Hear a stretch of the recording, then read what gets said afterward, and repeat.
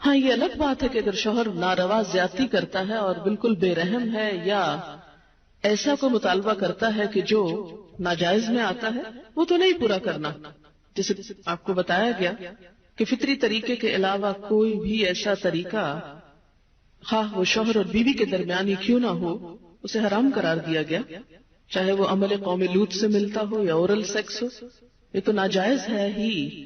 لیکن فطرت کے دائرے میں، اور اس میں بنیادی چیز جو باہم کاؤنٹ کرتی ہے وہ باہم ایک دوسرے کے ساتھ کوآپریٹ کرنا ہے، ایک دوسرے کے مزاج کو سمجھنا ہے اور ایک دوسرے کے ساتھ تعاون ہے.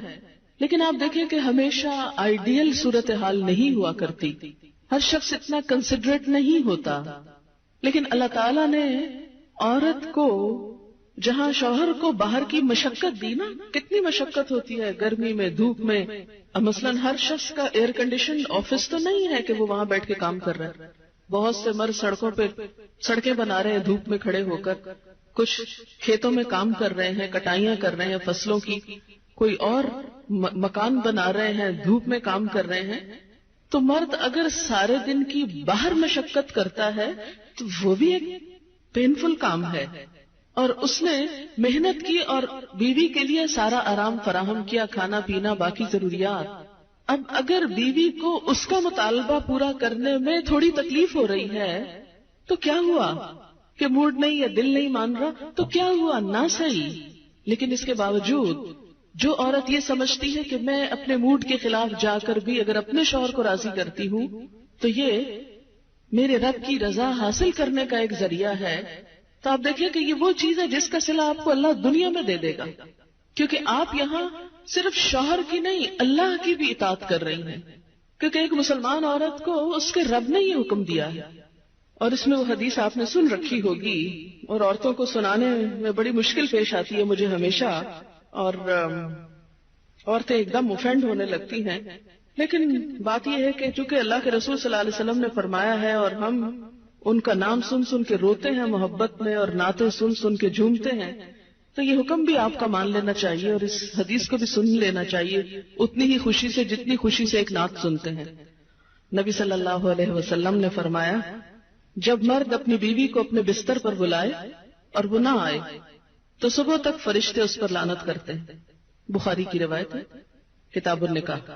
ٹھیک ہے اس میں کہ اگر بیوی بیمار ہے یا اسے کوئی ایسی تکلیف ہے یا کوئی جینوئن ریزن ہے تو اس میں اللہ تعالیٰ اتنے بے رحم نہیں ہے کہ وہ دیکھ رہے ہیں کہ ایک عورت بخار میں پڑی ہے اور اس کا شوہر اس سے مطالبہ کر رہا ہے اور عورت نے نہیں مانا تو اس پہ لعنت بھجوانی شروع کر دی جائے. نہیں، یہاں ایک نارمل حالات کی بات ہے کہ ایک عام حالات میں ایک عورت اگر اطاعت نہیں کرتی یا بات نہیں مانتی.